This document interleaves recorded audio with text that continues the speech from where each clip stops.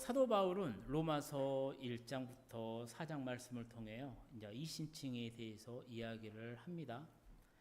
우리가 그동안 살펴봤던 1장에서는 이제 로마 교회 성도들을 향한 인사말, 그리고 자신의 이제 로마 방문 계획을 언급을 합니다. 그리고 18절 이후부터 해서 이방인의 죄를 언급을 해요. 그리고 2장으로 넘어와서는 유대인의 죄를 언급을 합니다. 그리고 3장에서는 이방인이든 유대인이든 모두 다 죄 아래 있다라고 선언을 해요. 그리고 4장으로 넘어와서는 이제 이신칭의 모델로 다윗과 아브라함을 소개합니다. 다윗은 정말로 잠깐만 이렇게 이야기를 하고 넘어가고요. 아브라함을 예로 들면서 계속을 소개하죠. 그래서 바울이 4장 마지막에 이르면 어떻게 말을 하냐면, 우리도 하나님과 그리고 십자가와 부활 사역을 완성하신 그 예수님을 믿으면 우리도 의롭게 된다라고 마무리를 짓습니다. 그리고 이제 오늘 본문에 이르는 5장으로 넘어오게 돼요. 그리고 오늘 본문의 1절, 2절 말씀은 이 로마서와 그리고 성경 전체에서 참 중요한 말씀입니다. 우리 오늘 본문 1절, 2절 말씀을 함께 읽어보도록 하겠습니다. 그러므로 우리가 믿음으로 의롭다 하심을 받았으니 우리 주 예수 그리스도를 말미암아 하나님과 화평을 누리자. 또한 그로 말미암아 우리가 믿음으로 서 있는 이 은혜에 들어감을 얻었으며 하나님의 영광을 바라고 즐거워하느니라. 아멘. 이 말씀을 제가 세번역 성경으로 다시 읽어드리겠습니다. 그러므로 우리는 믿음으로 의롭다 하심을 받았으므로 우리 주 예수 그리스도로 말미암아 하나님과 더불어 평화를 누리고 있습니다. 우리는 또한 그리스도로 말미암아 지금 서 있는 이 은혜의 자리에 믿음으로 나아오게 되었으며 하나님의 영광에 이르게 될 소망을 품고 자랑을 합니다. 아멘. 그러므로 우리가 믿음으로 의롭다 하심을 받았으니, 이게 무슨 말이냐면 사도 바울이 로마서를 통해서 계속해서 강조하고 있는 이신칭의를 얻었다라는 겁니다. 예수님을 보내주신 성부 하나님을 믿었고요. 성육신 하셔서 우리를 위해 십자가에서 대신 돌아가시고 우리를 살리시려고 부활하신 그 그리스도 예수님을 구주로 믿어서 우리가 하나님께 하나님의 자녀로 의롭다라고 인정을 받았다라는 것이죠. 그래서 믿음은 무엇이냐면 하나님의 선물이라는 거예요. 믿음의 조상 아브라함을 보세요. 그가 하나님을 믿은 것은요, 그의 노력으로 된 것이 아니라는 겁니다. 그가 하나님을 믿은 것은요, 전적인 하나님의 그 섭리에 근거하고 있어요. 하나님이 믿도록 해주셨다라는 겁니다. 저와 여러분도 마찬가지예요. 지금 우리가 예수님을 구주로 영접하였지만요, 구원의 근거, 우리가 구원에 이르는 방법, 그걸 위해 우리가 하는 것은 아무것도 없습니다. 그 모든 것들은 다 예수님이 준비해 주셨어요. 준비해 두셨습니다. 우리가 할 일은요, 그저 아멘. 아멘 하면서요, 주님의 손을 붙잡으면 되는 거예요. 그걸로 우리는 하나님의 자녀가 되었고요. 구원받은 백성이 되었다라는 겁니다. 그렇게 이신칭의 복을 받은 우리가 분명히 알아야 될 사실이 하나 있는데, 그게 무엇이냐면 이신칭이 그걸로 믿음의 생활이 끝났다라는 게 아니라는 거예요. 믿음으로 의롭다 칭함을 받아서 내가 하나님의 자녀가 되었습니다. 그걸로 믿음 생활이 끝난 게 아니에요. 믿음 생활은 그때부터 시작하는 겁니다. 그때부터 출발하는 거예요. 우리가 대학교 합격 통지서를 받든 간에 아니면 취직 준비를 해서 합격 그 서류를 받으면 그때부터 학교 생활이든 회사 생활이든 시작하는 것과 마찬가지라는 겁니다. 이신칭의를 통해서요, 하나님의 자녀가 되었잖아요. 그때부터 우리의 믿음 생활은 출발한다라는 거예요. 그러니 오늘 본문에서 그러므로 우리가 믿음으로 의롭다 하심을 받았으니, 사도 바울은 이것을 과거형으로 기록해요. 무슨 말이냐면 이제부터 너희의 믿음 생활은 시작한다라는 겁니다. 이제 자격증을 얻었다라는 말이에요. 그럼 이신칭의를 통해서요, 이 이신칭의를 통해서 하나님의 자녀가 된 사람들은 이제 무엇을 향해 나아가야 되냐라는 것이죠. 성부 하나님을 믿었어요. 성자 예수님을 믿었어요. 그리고 이제 믿음 생활 그래 한번 해보자. 이제 목표가 뭐냐라는 것이죠. 그게 교리상으로 말하는 성화의 단계입니다. 이제 성화의 단계로 나아간다라는 거예요. 성화라고 하는 것이 무엇이냐면 하나님의 은혜로 의롭게 된 사람들이 성령님으로 말미암아 이제 거룩한 삶을 살아가는 겁니다. 하나님의 자녀가 되었으니까 이제 하나님의 자녀된 삶을 이제 시작해야 된다는 것이죠. 그 성화의 삶에 대해서요, 바울이 이제 로마서 5장, 6장, 7장, 8장에 이르러서 계속해서 이야기를 해요. 그래서 로마서 1장부터 4장까지는 이신칭에 대해서 이야기를 합니다. 그리고 5장부터 8장까지는요, 성화에 대해서 말씀을 해요. 그래서 오늘 이제 바울이 본문 5장을 들어오면서 이 성화에 대해서 이야기를 해요. 하나님으로부터 의롭다 칭함을 받은 칭의를 받은 자들의 특권 3가지를 말해요. 하나님의 자녀가 된 사람들의 특권입니다. 우리 성도님들 잘 들어보세요. 그래서 나도 이 특권을 누리고 있는지 한번 꼼꼼히 따져보십시오. 첫 번째 특권이 뭡니까? 하나님과 화평을 누린다라는 거예요. 우리 오늘 본문 1절 말씀을 함께 읽어보도록 하겠습니다. 그러므로 우리가 믿음으로 의롭다 하심을 받았으니 우리 주 예수 그리스도로 말미암아 하나님과 화평을 누리자. 아멘. 우리 주 예수 그리스도로 말미암아 하나님과 화평을 누리자라는 거예요. 즉 이신칭의를 통해서요, 하나님의 자녀가 된 사람들의 첫 번째 특권이 뭐냐면 화평, 평화라는 겁니다. 그리고 이 평화는요, 세상의 모든 사람들이 다 가지고 싶어 해요. 이 평화를 소유하려고 몸부림칩니다. 그러면서 내 나름대로요, 마음의 평화가 찾아왔다라고 말을 해요. 누군가는 산책을 했더니 마음의 평화가 찾아왔다.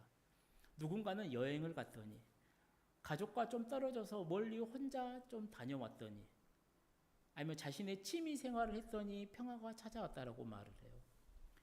중세시대의 그 신앙인 가운데서는 피정, 일정 기간 아무것도 안 하고 조용히 자신을 살피면서 수련하는 것을 통해서 평화를 얻으려고 노력했던 분도 있습니다. 오늘날 신앙인 가운데는 어때요? 이 평화를 누리기 위해서 성경 공부를 통해서 아니면 어디 조용한 수도원이라든가 기도원을 방문해서요, 평화를 누리려고 하는 분들도 있습니다. 물론 이렇게 해서 평화를 누릴 수는 있죠. 하지만 성경에서 말하는 하나님이 원하는, 하나님이 바라는 평화는 그런 평화가 아니라는 겁니다. 성경에서 말하는 평화는 무엇이냐면요, 오늘 본문에서 분명하게 말을 해요. 우리 주 예수 그리스도를 말미암아 하나님과 더불어 누리는 평화라는 겁니다. 성경 인물 가운데요, 평화라고 하는 이름을 가진 사람이 있었어요. 그 사람이 누군지 아십니까? 바로 솔로몬입니다. 다윗의 5번째 아들 밧세바를 통해서 얻은 그 아들이 솔로몬입니다. 다윗이 아들을 낳고요, 그의 이름을 샬롬이라고 지었어요. 평화라고 지었다라는 거예요. 그런데 이름이 평화라고 해서요, 그 사람이 걔가 평화를 누릴 수가 있냐라고요? 아니라는 겁니다. 그래서 하나님은요, 진정한 평화를 주시기 위해서요, 나단 선지자를 보냅니다. 그리고 솔로몬에게 다른 이름을 하나 주세요. 그 이름이 뭔지 아십니까? 바로 여디디아입니다. 여호와께 사랑을 입은이라는 뜻이에요. 즉 위로부터 오는 하나님의 사랑을 덧입지 않으면요, 절대 평화가 없다라는 것을 그 솔로몬을 통해서 보여주더라는 겁니다. 그래서 예수님께서도 이 평화에 대해서 요한복음 14장에서 이렇게 말씀을 해요. 우리 함께 읽어보도록 하겠습니다. 평안을 너희에게 끼치노니 곧 나의 평안을 너희에게 주노라. 내가 너희에게 주는 것은 세상이 주는 것과 같지 아니하니라. 너희는 마음에 근심하지도 말고 두려워하지도 말라. 아멘. 그러니까 세상이 추구하는 평화는 뭐예요? 외적인 평화입니다. 밖으로 보여줘야 돼요. 근데 하나님이 주시고자 하는 평화는 뭐냐면 내적인 평화예요. 세상이 주는 평화는 일시적인 평화라면 하나님이 주시는 평화는요, 영원한 평화라는 겁니다. 그래서 우리가 예수님을 구주로 영접하면 하나님과의 관계가 회복되는 거예요. 하나님과 나 사이가, 나와 이웃 사이가, 더 깊게 말하면 나와 나 사이가 회복이 된다는 겁니다. 내 안에서. 그러면서 평화가 찾아오는 겁니다. 그러니까 우리가 이런 고백을 할 때가 있어. 예수님을 믿었더니 마음이 평안해져. 바로 이 뜻이라는 겁니다. 그리고 바울은 성경은 분명하게 말을 해요. 하나님의 자녀, 이 신칭을 얻은 자가 누리는 첫 번째 특권이 바로 이 평화라는 것을. 사랑하는 성도님들, 오늘 평안하십니까? 내가 하나님의 자녀라고 되었다면, 내가 하나님의 자녀라고 믿는다라면 우리는 이 평화를 얻고 이 평화를 누려야 된다라는 겁니다.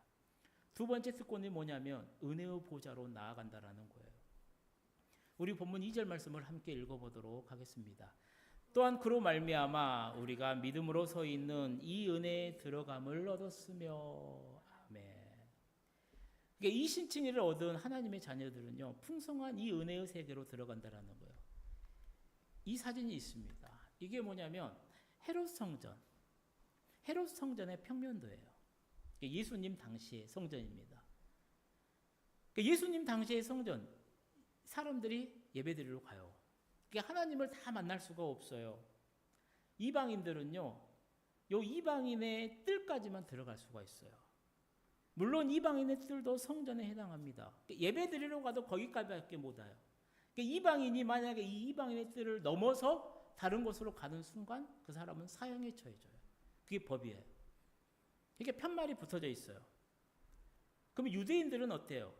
마음껏 성전을 드나들 수 있냐고요? 아니요. 또 유대인이라고 할지라도 여자는요, 여인의 뜰까지만 들어갈 수가 있어요. 남자도 마찬가지예요. 유대인의 뜰, 이스라엘 뜰까지만 들어갈 수가 있습니다. 만약 그 이상을 넘어가면요, 사형이에요. 제사장은 마음껏 지나갑니까? 아니요. 제사장도요, 지성소는 못 들어갑니다. 일반 제사장들은 성소까지 들어갈 수 있어요. 근데 하나님의 그 임재, 그 상징하는 지성소는 대제사장만 1년에 딱 한 번, 대속죄일 7월 10일 그날 하루만 들어갈 수가 있어요. 그러니 일반 백성이 하나님을 만나는 것은 불가능했고요. 상상조차 할 수 없었던 일이라는 겁니다. 그런데 예수님이 그 힘든 일을 해내십니다. 예수님이 십자가에 달리세요. 그리고 다 이루었다라고 말씀하는 순간요, 어떤 일이 일어납니까? 성소의 휘장이 위로부터 아래까지 다 갈라져요. 즉 1년에 딱 한 번 대제사장만이 들어갈 수 있었던, 그때만 열 수 있었던 휘장이요, 예수님이 십자가에 돌아가심으로 한 가운데가 찢어졌다라는 겁니다. 이게 무슨 말이냐면 예수님이 돌아가심, 그리고 우리를 위해 부활하심을 믿는 사람은, 즉 이신칭의를 얻은 자는 이방인, 유대인 할 것 없이 모두 다 이 하나님의 은혜의 보좌로 나아갈 수 있게 되었다라는 겁니다. 그 길을 예수님이 열어주셨다라는 거예요. 그래서 그 길을 통해 이제는 누구든지요, 풍성한 은혜의 세계로 나아갈 수 있게 되었다라는 겁니다. 어떤 은혜의 세계냐면 이신칭의를 얻음으로써 말씀의 풍성한 세계에 들어갈 수가 있어요. 그동안 보이지 않던 성경의 말씀들이 열립니다. 똑같이 읽어봤던 말씀이었는데 어느 날 참 그 말씀이 내 안에 은혜를 줘요. 그러면서 하나님의 그 풍성한 그 하나님의 마음을 느끼게 되더라는 겁니다. 또 기도의 세계로 들어갑니다. 어떻게 보면 그동안 기도는 정말로 힘없고 무능한 사람들만 했던 것인 줄, 정말 자신의 소원을 이루고자 하는 간절한 욕망을 가지고 했었던 건데요, 이 신칭의를 통해 얻고 보니까 이 기도가 힘이 있어요. 우리에게 필요한 모든 것을 하나님이 누리게 이 기도를 통해서 부어주신 것을 깨닫더라는 겁니다. 어떤 기도의 영웅이 이런 말을 해요. 우리가 기도학교 입학하려면 2가지만 질문하면 돼요. 거기에 그 질문에 답을 하면 된다라는 거예요. 첫 번째는 네가 꼭 필요한 것이 있느냐? 이 질문에 네, 그렇습니다 하면 돼요. 두 번째는 뭐냐면 그 필요한 것을 내 힘으로 도무지 얻을 수가 없느냐? 네가 그렇게 무력하다라고 느끼느냐라는 거. 이 질문에 네, 그렇습니다 하면 돼요. 그리고 나서 해야 될 게 뭔지 아십니까? 예수 그리스도의 이름을 가지고요, 하나님 앞으로 나아가면 되는 거예요. 그게 기도라는 거예요. 이신칭의를 얻은 자는요, 필요한 것이 있을 때마다 내 힘으로 도무지 해결할 수 없는 그 일이 내 앞에 닥쳤을 때 예수의 이름으로 당당하게 하나님께 축복해 달라고 기도할 수가 있다라는 겁니다. 그러면 하나님은 그 기도, 그 약속한 대로 이루어 주신다라는 것이죠. 그렇게 우리는요, 풍성한 성령의 세계, 하나님의 세계로 들어갈 수 있게 되었다라는 겁니다.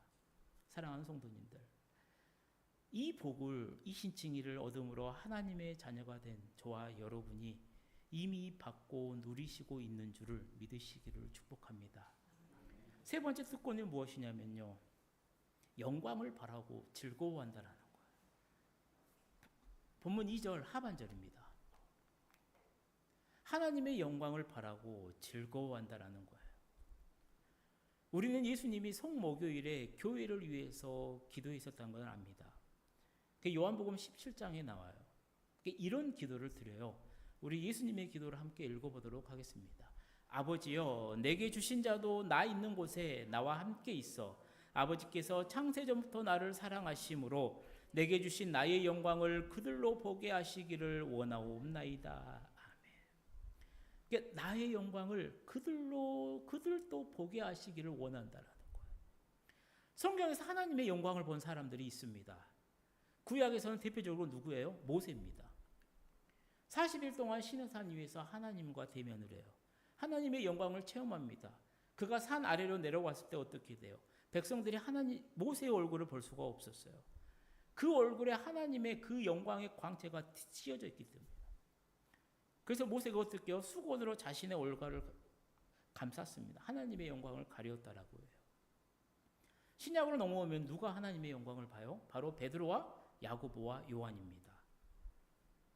예수님의 평소의 모습은 추레하셨을 겁니다. 왜요? 여러 곳을 돌아다녔고요. 사역도 날마다 하셨고요. 엄청 힘드셨어요. 그 예수님이 변화산, 다볼산에 가십니다. 그리고 거기서 하나님의 모습으로 변형이 돼요. 예수님의 얼굴이 해같이 빛나요. 초라한 그 옷이요, 추레했던 옷이요, 정말로 빛처럼 휘어졌다라고 합니다. 그리고 모세와 엘리야와 더불어 정말로 이 주님의 돌아가심에 대해서 대화를 하는 겁니다. 그 장면을 이 베드로와 야고보와 요한이 보아요. 그리고 베드로가 이렇게 고백을 하잖아요. 주여, 우리가 여기 있는 것이 좋사오니 초막 셋을 짓겠습니다라고 말을 해요.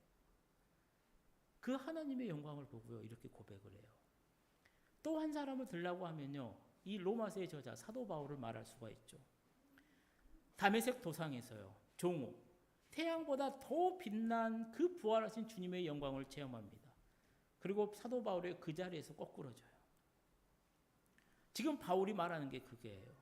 이 신칭의를 얻은 사람은 이 놀라운 하나님의 영광을 바라고요, 그 영광의 자리에 들어갈 것을 상상하면서 이 땅에서 즐거워하고 기뻐한다라는 겁니다. 문제는 뭐예요? 그 영광에 이르기까지 아직 우리 몸이 세상에 있기에 현실적으로 어려움이 있다라는 거예요. 근데 바울이 분명하게 말하는 게 뭐냐면 이 신칭의를 얻은 자는 그 최종 결과를 안다라는 겁니다. 그래서 그 어려움 가운데서도, 지금 나에게 닥친 힘든 시기 가운데서도, 그 어려운 환경 가운데서도 정말로 즐거워하고 기뻐하면서 신앙생활을 할 수 있다라는 것을 이어서 이야기하더라는 것이죠. 우리 본문 3절에서 5절 말씀을 함께 읽어보도록 하겠습니다. 다만 이뿐이 아니라 우리가 환난 중에도 즐거워하나니 이는 환난은 인내를, 인내는 연단을, 연단은 소망을 이루는 줄 알미로다.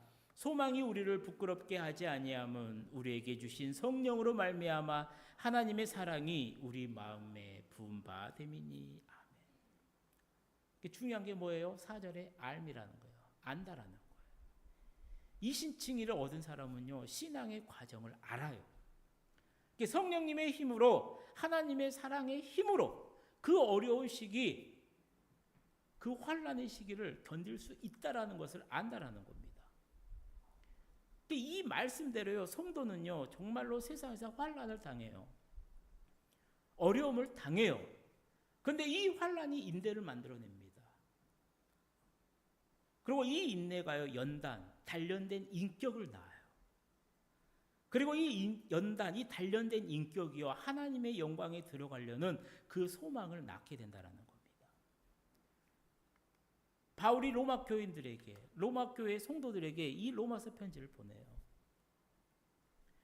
그 당시에 교인들은요, 이 신앙생활, 예수를 믿는다라고 하는 이 사실 하나 때문에요, 콜로세움에서 사자의 밥이 될 때였습니다.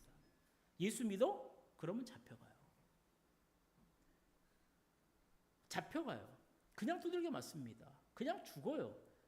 어느 누구도요, 너 왜 사람 죽였냐 말 안 해요. 이유는 하나입니다. 예수 믿어? 그러면 모든 것이 다 패스됐어요.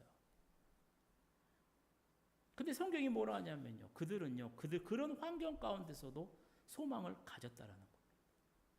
하나님 때문에 즐거워했다라는 거예요. 그리고 그들이 그럴 수밖에 없었던, 그렇게 즐거워하고 정말로 소망을 가졌던 이유가 뭐냐면, 그 과정의 끝이 결국은 주님의 영광에 들어갈 것을 알고 있었기 때문이라는 겁니다. 사랑하는 성도님들, 정말로 훌륭한 사람일수록요, 많은 고생을 한 사람일 겁니다. 우리가 봤을 때 저 사람 참 대단해, 저 목사님 참 훌륭해. 제가 분명히 말씀드려요. 산 꼭대기가 높으면요, 봉우리도 깊어요. 그 자리에 올라가고 얼마나 많은 그 어려움과 그 고난과 그 시련의 시간들, 그 아픔의 시간들을 믿음으로 견뎌냈겠냐고요. 마찬가지라는 겁니다. 이 신층의 복을 누리는 성도도요, 어려움을 당할 수 있어요. 우리도 마찬가지예요. 교회 잘 다닌다라고 해서 어려움이 없다는 게 아닙니다. 정말로 하나님의 은혜를 받았는데요, 오늘 당장에 나가는데 사고를 당할 수도 있어요. 아픔이 찾아올 수도 있어요. 정말 말도 안 되는 어려움이 내 환경 가운데 찾아올 수도 있어요. 근데 성경은 말을 해요. 참을 수 있다라고, 이겨낼 수 있다라고, 소망이 있다라고요. 그 고난의 마지막이 어디냐면 하나님의 영광이라는 겁니다. 하나님 안에서 즐거움으로 이어진다라는 것을 알기에 너는 참을 수 있다라는 겁니다. 그렇게 믿음의 선배들이 다 그런 삶을 살아왔다라는 거예요. 오늘 아침 사랑하는 우리 성도님들 또한 이 영광의 즐거움 때문에라도 현재 여러분이 어려움을 겪고 있다라면 믿음으로 이겨내시기를 축복합니다. 이제 말씀을 마치려고 해요. 사랑하는 성도님들, 바울은 이 신칭의를 얻은 하나님의 자녀들의 특권 3가지를 이야기를 합니다. 나는 하나님과 화평을 누리고 있는가? 성령 하나님이 내 안에 오셨어요. 하나님 관계가 회복되어졌냐라는 거예요. 그래서 이웃과의 관계도 회복되어지고 그 안에서 평안함을 누리며 하루하루 살아가고 있냐라는 것을 체크해 보십시오. 2번째 특권은 뭐냐면 나는 은혜의 보좌로 나아가고 있냐라는 거예요. 예수님은 모든 문을 열어주셨는데요, 그래서 우리가 들어오기만을 정말로 간절히 바라고 있는데요, 문제는 뭐예요? 우리가 안 들어간다라는 거예요. 우리가 그걸 안 믿는다라는 거예요. 그러니까 오늘 우리가 반드시 체크해야 될 게 뭐냐면 나는 말씀으로, 나는 기도로, 나는 예배로 그 하나님의 은혜의 보좌 안으로 들어가고 있냐라는 겁니다. 3번째 특권은 뭐예요? 나는 영광을 바라고 즐거워하느냐라는 것이죠. 내가 정말로 원하지 않는, 내가 바라지 않는 환경이 내 앞에 닥쳤더라도 그 현실 앞에서 주저하지 않고 낙심하지 않고 하늘의 소망을 바라보면서 믿음으로 오늘 또 나아가고 있냐라는 것이죠. 사랑하는 성도님들, 오늘 아침에 나는 지금 이 특권을 누리고 있는지 한번 확인해 보시고요. 정말로 이 질문에 아멘으로 답하는 귀한 은혜가 우리 성도님들의 삶의 자리에 넘쳐나기를 축복합니다. 그래서 신앙생활 하는 내내 이 귀한 특권을 누리시고요, 이번 한 주간도 하나님의 자녀로 믿음으로 당당하게 승리하며 나아가는 우리 모든 성도님들 되시기를 주님의 이름으로 간절히 축원드립니다. 기도하시겠습니다. 사랑의 하나님 아버지, 우리에게 베푸신 은혜가 참 많습니다. 오늘 또 사랑하는 성도들에게 로마서 말씀을 전했습니다. 아버지, 역사하여 주셔서 귀한 말씀을 마음밭에 잘 심기는 은혜를 더하여 주시고, 그래서 이번 한 주간도